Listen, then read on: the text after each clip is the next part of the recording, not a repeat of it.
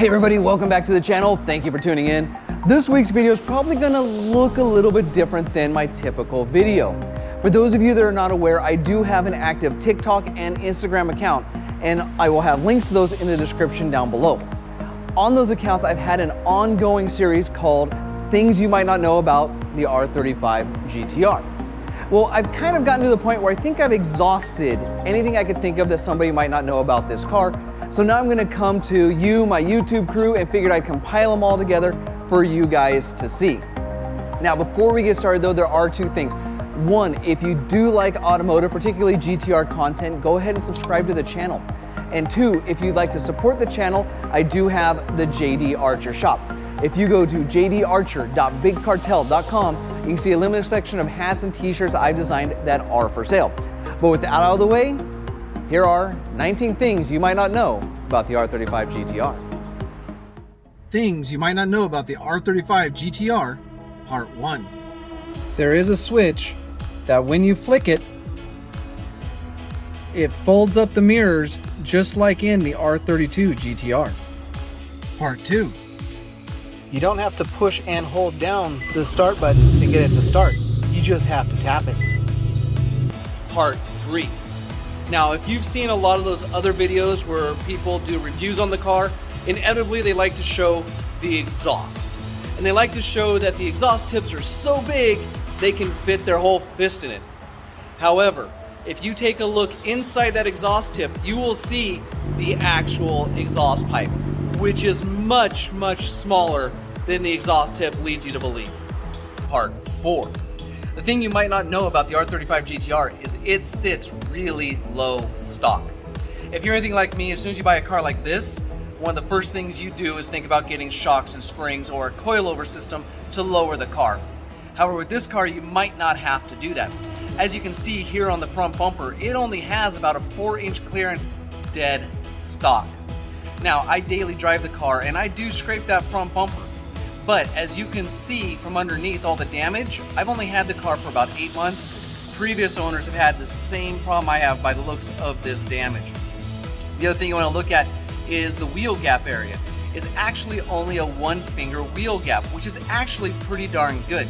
So if this is a car you're considering, you might not want to lower it once you get it. Part 5. If you put the car into R mode and you're getting on it, when you downshift, the car will rev match for you. Now for me, I'm used to having manual cars where if I wanted that, I had to learn how to heel toe shift. So it's kind of nice that the R35 GTR does that for me. Part 6. Now you may be aware that the R35 GTR is an all-wheel drive platform.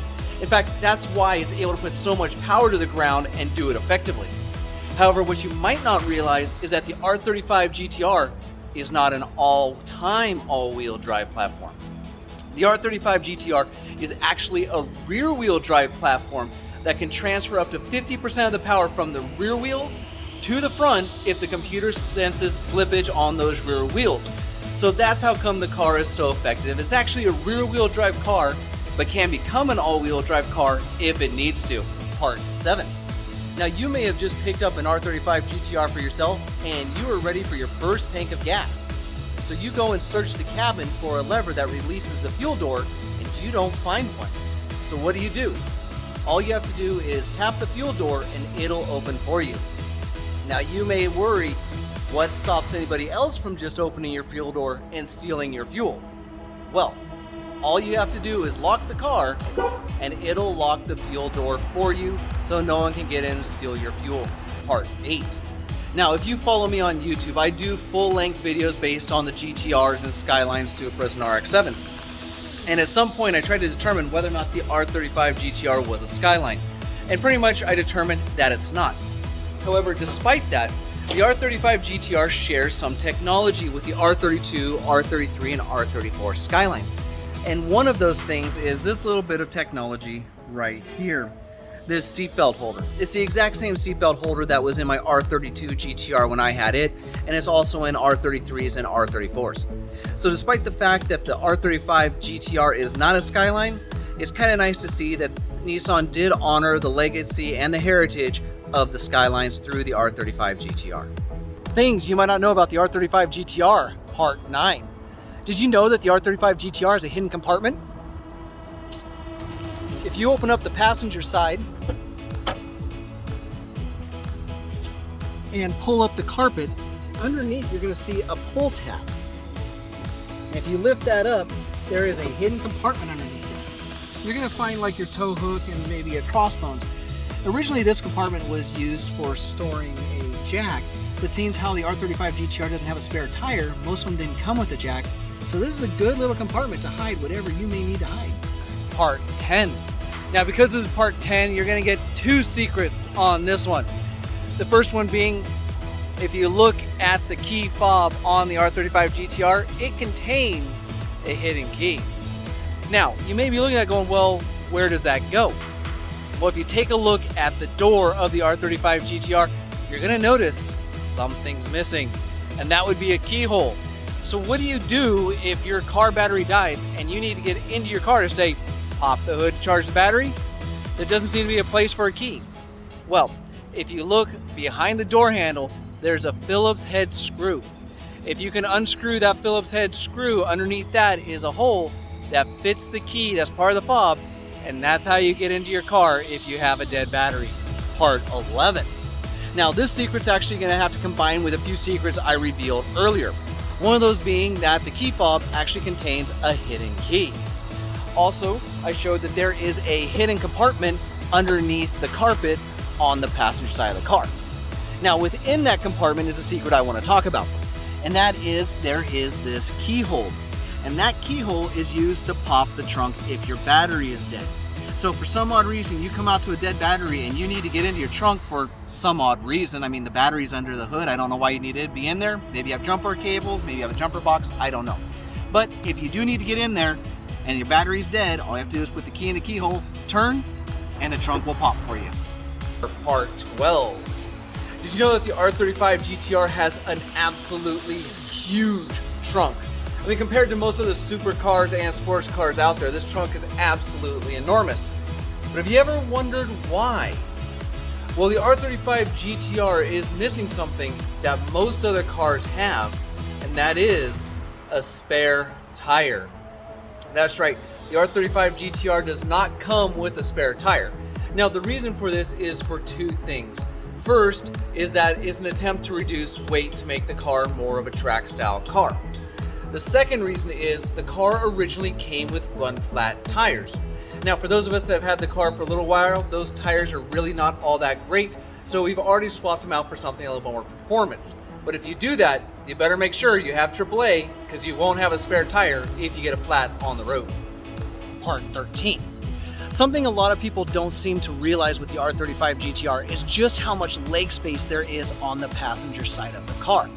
Now, when you take a look at the chairs on the R35 GTR, they're usually pretty far back, and that's probably just so it looks even with the driver's seat. However, as you can see from this video, you can actually move the passenger seat pretty far forward, and there's a lot of leg room under the dash. Now, to help you figure out how much space, I will let you know that I am 5'10", and as you can see, I can really move that chair pretty far forward before my knees make contact with the dash. Now this is why you can probably put a full-size adult behind a passenger, but not the driver, because with the driver's side you do have the pedals, and that means that the chair needs to be farther back to be comfortable to operate those pedals. However, if you have two friends you have to take with you, just have one friend move the passenger seat up and you should be able to fit your other friend in the back seat. Part 14. Now when Nissan released the R35 GTR, they did something really cool for the owners, and that is they installed actual jack points on the R35. For those of you that may have jacked up other cars, you either have to use a differential or a transmission mount or even the pinch welds. And usually that makes you really nervous because you don't want to damage your car. However, Nissan was super awesome with the GTR, and they gave us actual jack points. There's two on either side of the car, both front and rear. There's also one underneath the differential, and there's also a brace that you can jack from underneath the engine. So I just want to say thank you, Nissan, for doing that. Part 15. Now, if you've seen the Nismo version of the R35 GTR, you've probably seen those vents right there. And they say that those vents are there to get the air out of the fender well. That way the air doesn't get compacted in there while you're racing and lift your front end. However, this is a lie. Now, if I show you mine, you can see that there are no slits in the fender plastics to let the air out. And I have seen the Nismo edition with the fender off, and it's got the exact same plastics that mine has. So it is a lie about that vent. They are just decorative. Part 16. Now, in dealing with the GTRs, you may have heard the terms CBA, DBA, and EBA as a way to differentiate some of the model years. Now, the CBA typically is considered to have run from about 09 to 2011. The DBA kicked in 2012 to 2016, and in 2017 on, they're considered EBAs. So here's the secret. There is no EBA. The reason why Nissan gave the differentiations between the CBA and the DBA is it had to do with the fuel tuning package in the ECU. And they haven't changed it since 2012. So all EBAs are really DBAs. Part 17. That's right, I actually got to part 17 on this. In this one, what I want to discuss is the car's ride height. If you take a look at the front bumper, it sits rather low. And if you've seen any of my full-length videos, I've discussed this a couple of times. The interesting thing about the ride height of the front bumper on the R35 is it's just high enough that if you pull too far into a parking spot, it'll go over those cement blocks, but it's so low that it'll catch on those cement blocks. So if you try to back out, it could try to rip the front bumper off your car. That, along with the fact that when you're sitting in the car, you really can't see where the front of the hood ends, so it's very difficult to judge just how far into a parking spot you are. So if you have an R35 or you're thinking about picking one up, I heavily recommend getting comfortable with backing into your parking spots. The reason for this is two things. One, if you look at that rear bumper, it has more ground clearance than the front bumper, so you're less likely to get stuck on those parking blocks. Also, the car comes with a great backup camera with all those predictive lines, which means you're less likely to pull too far into a parking spot and get stuck. Part 18. Did you know that the R35 GTR came from the factory missing a part? That's right, if you have an 09 to 2014 GTR, the front brake caliper is actually missing a retaining clip. Not having this clip actually causes this weird rattling sound to come from the front of your car that makes it sound like you have a bad bearing, but in all reality, it's just the pin rattling inside the caliper. It's a real easy fix. Just go down to Nissan, get the retaining clip, or order from Rock Auto because it's cheaper from there, drop it in, and you're good to go. Now, the 2015 and up GTRs actually came with that clip, so you don't have this issue. And no one's really quite sure why the 09 to 2014s were missing this clip. Things you might not know about the R35 GTR, Part 19. Now, everyone I'm sure is pretty much aware that the Supra and the GTR seem to have this ongoing rivalry for the competition to be king of the JDM import cars. But what you might not know is those cars actually share a common history, and that is in their naming convention. Both cars started off as trim levels for different cars that became so popular they branched out and became their own platform.